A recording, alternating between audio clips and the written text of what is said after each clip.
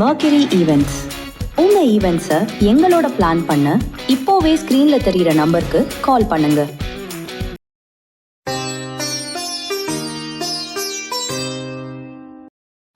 ஓம் சரணாகத தீனார்த்த பரித்ராண பராயணே சர்வஸ்யார்த்திகரே தேவி நாராயணி நமோஸ்துதே.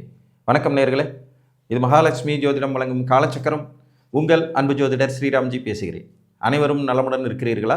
நன்றாகத்தான் இருப்பீர்கள், நன்றாக இருக்க வேண்டும். இன்றைய காணொளியில் நாம் காண இருப்பது முறையற்ற செல்வம் யாருக்கு, இதன் தலைப்பு.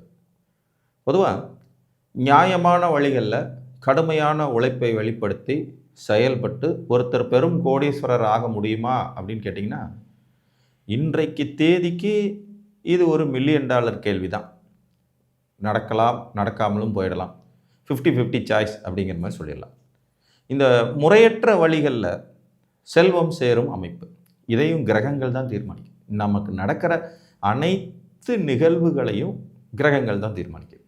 நீங்கள் நல்லவனாக இருக்கிறதோ, கெட்டவனாக இருக்கிறதோ, திறமைசாலியாக இருக்கிறதோ, அறிவாளியாக இருக்கிறதோ, விளையாட்டு வீரராக இருக்கிறதோ, திருமண வாழ்க்கையில் ஜெயிக்கிறதோ, திருமண வாழ்க்கையில் தோற்கிறதோ, குழந்தைங்களால் நல்லது நடக்கிறதோ, குழந்தைங்களால் கெடுதல் நடக்கிறதோ, கௌரவம் புகழ் அந்தஸ்தோடு வாழ்கிறதோ, இல்லை அதெல்லாம் கெட்டு சீரழிகிறதோ, எல்லாமே ஆல்ரெடி ஒரு டிசைன் பண்ணப்பட்ட கம்ப்யூட்டர் ப்ரோக்ராம் மாதிரி கிரகங்களால் தீர்மானிக்கப்பட்டது தான். 1-2 விஷயங்கள் சின்ன சின்னதாக மாற்றம் செய்து கொள்ளலாமே ஒழிய நம்மளுடைய விதியின் பயன்களை பெருமளவு மாற்றம் செய்ய முடியாது அப்படிங்கிறது நிதர்சனமான உண்மை.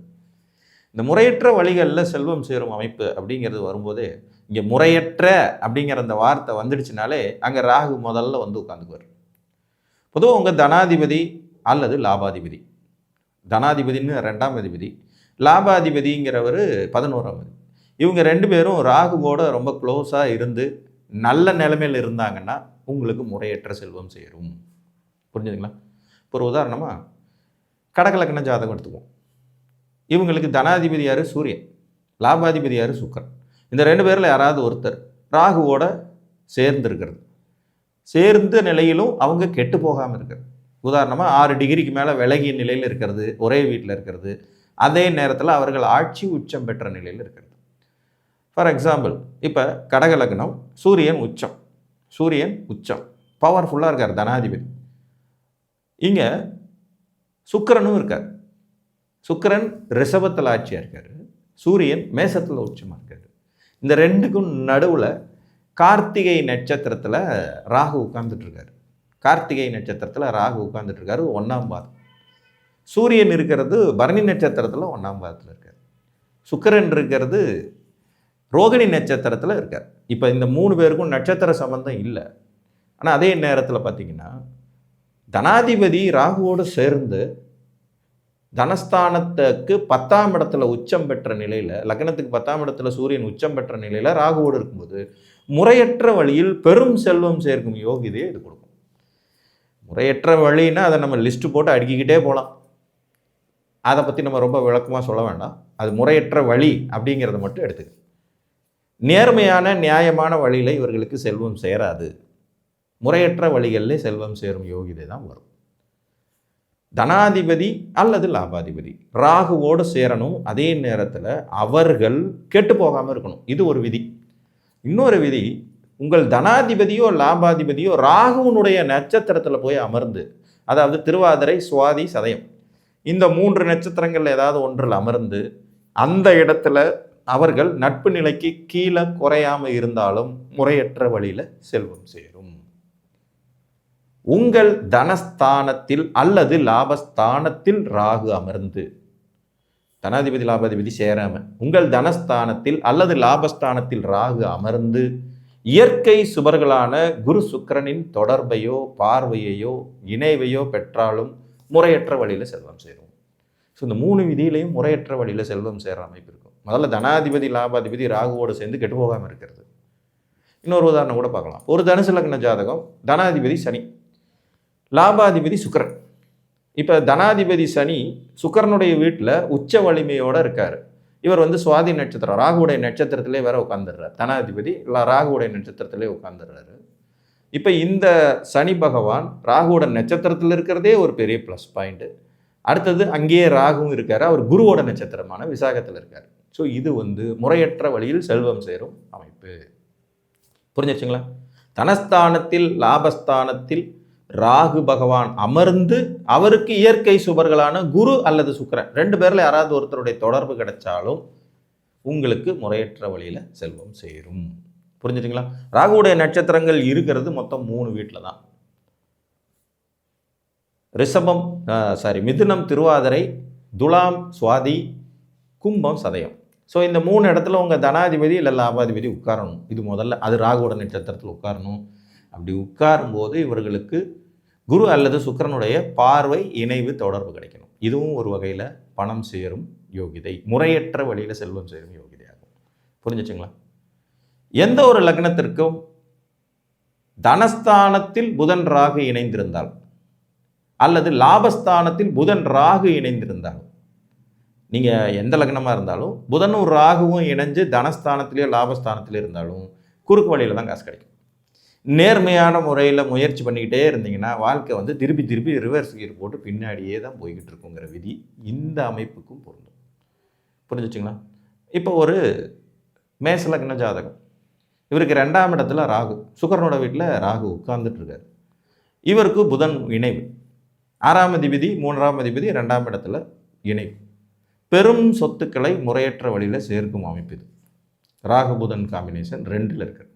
பெரும் சொத்துக்களை இழக்கும் அமைப்புன்னு கூட இதை சொல்லலாம் சில நிலைகளில். ஆனால் 6ஆம் அதிபதி 2ல் இருந்தால் அடுத்தவர் தனம் இவருக்கு அப்படிங்கிற மாதிரி வரும்.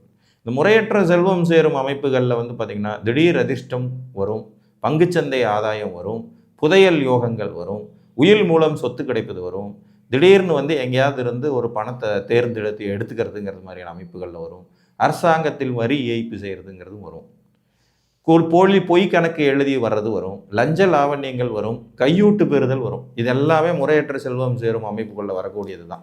நம்ம ஒன்று ஒன்றா பிரித்து பார்த்தோம்னா ஒவ்வொன்றும் ஒரு டாப்பிக்காக போயிடும். பொதுவாக ராகு பகவான் வந்து சீட்டிங் பண்ணுற கிரகம். அவரோட புதன் சேரும்போது அதீத புத்திசாலிகளாகவும் அதிகமாக சீட்டிங் பண்ணக்கூடிய விதி, சதுரங்க வேட்டை கதை மாதிரியான அமைப்புகளில் வருவாங்க. தனாதிபதி லாபாதிபதி நமக்கு பணம் சேரும் வழிகளை குறிக்கக்கூடியவங்க. இவங்களுக்கு ராகுவோட தொடர்பு ஏற்படும் போது எப்படி வேணாலும் பணம் சம்பாரிச்சிடலாங்கிற அந்த எண்ணம் கொஞ்சம் மேலோங்கி விடுவதில் ஆச்சரியம் ஒன்றும் இல்லை. இன்னைக்கு வந்து நான் நேர்மையாளன், நியாயவான், தர்மவான் அப்படின்னு எல்லாம் வெளியில் சொன்னாலும் கூட நாம் குறுக்கு வழியில் பணம் வந்தால் வேணான்னு சொல்லுவோமாங்கிறது ஒரு $1 மில்லியன் கேள்வி தான். எத்தனை பேர் இதை வேண்டாம் என்று மறுத்து விடுவார்கள்னு உங்களை நீங்களே கேள்வி கேட்டீங்க. அது உங்களோட சாய்ஸ்லேயே விட்டுடும். முறையற்ற வழியில் செல்வம் சேரும் கிரக அமைப்பு எப்படிப்பட்டதுங்கிறத விளக்குறது தான் இந்த காணொலியுடைய நோக்கம். புரிஞ்சிச்சிங்களா? உங்கள் தனாதிபதி லாபாதிபதி ராகுவோடு சேரும்போது, அவருடைய நட்சத்திரங்களில் இருக்கும்போது, ராகு தனஸ்தானம் லாபஸ்தானத்திலிருந்து குரு சுக்கிரனின் தொடர்புகளை பெறும்போதும், புதன் ராகு இணைந்து தனஸ்தானத்திலோ லாபஸ்தானத்திலோ அமர்ந்த நிலையில் இவர்கள் முறையற்ற செல்வம் சேரும் அமைப்பு கொண்டவங்களாக இருப்பாங்க. இப்போ ஒரு துலா லக்ன ஜாதகம்னு எடுத்துக்கிட்டோம்னா லாபாதிபதி சூரியன், தனாதிபதி செவ்வாய், இந்த 2 பேரில் யாராவது ஒருத்தர் ராகுவோடு சேர்ந்து ரொம்ப க்ளோஸாக இல்லாமல் வலிமையோடு இருந்தாங்கன்னா முறையற்ற செல்வம் சேரும். இப்போ துலா லக்னம் 7ஆம் இடத்துல செவ்வாய் ஆட்சி மூலத்திரிகோண வலுவோடு இருக்கார், ராகுவும் அங்கேயே இருக்கார். இது ஒரு முறையற்ற செல்வம் சேரும் அமைப்பு. ஒன்றும் இல்லை, ஒரு ஜாதகர் நல்லா படித்து ஒரு மத்திய அரசு உத்தியோகத்தில் இருக்கார், சாதாரண குடும்பத்தை சேர்ந்தவர் தான். ஆனால் அவருடைய கல்வி அவருக்கு அந்த உயர்நிலையையும் அந்தஸ்தையும் கொடுத்துச்சு. இவங்க பேரண்ட்ஸ் வந்து இவருக்கு பொண்ணு பார்க்குறாங்க. 200 பவுன் நகை, ஒரு 25 லட்ச ரூபா மதிப்புள்ள நல்ல காரு வேணும்னு எதிர்பார்க்குறாங்க. இப்போ இது ஒரு வகையில் முறையற்ற செல்வம் சேரும் அமைப்பு தானே. இப்போ இது நீங்கள் கஷ்டப்பட்டு உழைச்சது இல்லையே, வரதட்சணைங்கிற பேரில் யாரோ ஒரு பொண்ணு வீட்டிலேருந்து வாங்க, அதை கொடுக்கறதுக்கும் ஆள் டிமாண்டில் இருக்காங்க. ஏன்னா பையன் நல்லா படிச்சிருக்கான், நல்ல அரசு உத்தியோகத்தில் இருக்கான், இவர் கொடுக்கறதுக்கு என்ன அப்படின்னு கேள்வி வருது. ஸோ முறையற்ற செல்வம்னாலே உடனே போய் கொள்ளையடிக்கிறது, கொலை செய்கிறதுன்ற மாதிரிலாம் யோசிக்க வேண்டியதில்லை. இந்த மாதிரி வருவதும் கூட நீங்கள் நியாயமாக உழைக்காமல் கடுமையான முயற்சிகள் செய்யாத வகையில் உங்களுக்கு கிடைக்கும் தனமே முறையற்ற செல்வம் அப்படிங்கிறத கணக்கில் எடுத்துக்கணும். எனக்கு தெரிஞ்ச நண்பர் ஒருத்தர் தனுசு லக்னக்காரர், இவருக்கு சுக்கிரன் ராகு 4ஆம் இடத்துல காம்பினேஷன்.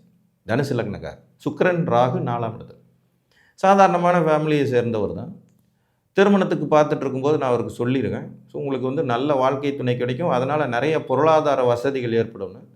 பட் இவர் கல்யாணம் பண்ணும்போது ஒரு ஆர்டினரியான ஃபேமிலியில் தான் கல்யாணம் பண்ணார். கல்யாணம் பண்ணும்போது அந்த ஃபேமிலி வந்து பெரிய வசதி வாய்ப்புகள் மிகுந்த குடும்பம் இல்லை. அவர் அடிக்கடி என்கிட்ட கிண்டலாம் சொல்லுவார், ஏங்க நீங்கள் சொன்னீங்க ஒய்ஃப் வந்த பிறகு பெரிய லெவலில் செல்வம் வரும் அப்படி இப்படின்னு, அதெல்லாம் ஒன்றுமே இல்லை அப்படின்னாரு. இதில் அவங்க ஒய்ஃப் சைடில் ஒரு பெரிய சொத்துக்கு கேஸ் நடந்துக்கிட்டே இருந்துச்சு. இவர் கல்யாணம் பண்ணின ஒரு 2 வருஷத்தில் அந்த கேஸ் அவங்களுக்கு சாதகமாக தீர்ப்பாச்சு. அந்த தீர்ப்பின் மூலமாக அந்த பொண்ணு குடும்பத்துக்கு கிடைத்த சொத்தின் மதிப்பு 40 கோடி ரூபா. அவங்களுக்கு 2 பொம்பளை பிள்ளைங்க தான். அந்த 40 கோடி ரூபாயில் கிட்டத்தட்ட வந்து 15 கோடி ரூபா இவங்களுக்கு அசால்ட்டாக கிடச்சது ஒவ்வொரு பொண்ணுக்கும். நல்லா யோசிச்சு பாருங்கள். இது இவர் உழைக்கவே இல்லை. இவர் கல்யாணம் பண்ணும்போது அவங்க பெரிய ஃபேமிலியும் இல்லை. ஆனால் கிடைச்சதே இதுதான் அந்த செல்வம் சேரும் சூட்சுமம். புரிஞ்சிடுச்சுங்களா? நமக்கு எப்படி வரும் எப்போ வரும் தெரியாது. நாம் பெரிய எஃபர்ட் போடாமலே நமக்கு வந்து சேரும் அமைப்பு மாற்று வழிகளில் சேரும் தனத்தை குறிப்பது தான் முறையற்ற செல்வம். இதுக்கு ராகு தான் வந்து மெயின் ஹீரோவாக இருப்பார். தனாதிபதி லாபாதிபதி சப்போர்ட்டிங் ஹீரோவாக இருப்பாங்க. புதன் வந்து சைலண்ட் ஹீரோவாக இருப்பார். தனஸ்தானமும் லாபஸ்தானமும் அதை நமக்கு எப்படி இயக்கும் என்பதை சொல்லிக் கொடுக்கும் வீடுகளாகவும் இருக்கும் என்று கூறி, உங்கள் ஜாதகத்தில் இந்த அமைப்பு இருக்கிறதா என்பதை பார்த்து அறிந்து கொள்ளுங்கள் என்று கூறி, மீண்டும் ஒரு காணொளியில் உங்களை வந்து சந்திக்கும் வரை உங்களிடமிருந்து அன்புடன் விடைபெற்றுக் கொள்வது உங்கள் அன்பு ஜோதிடர் ஸ்ரீராம்ஜி. நன்றி, வணக்கம்.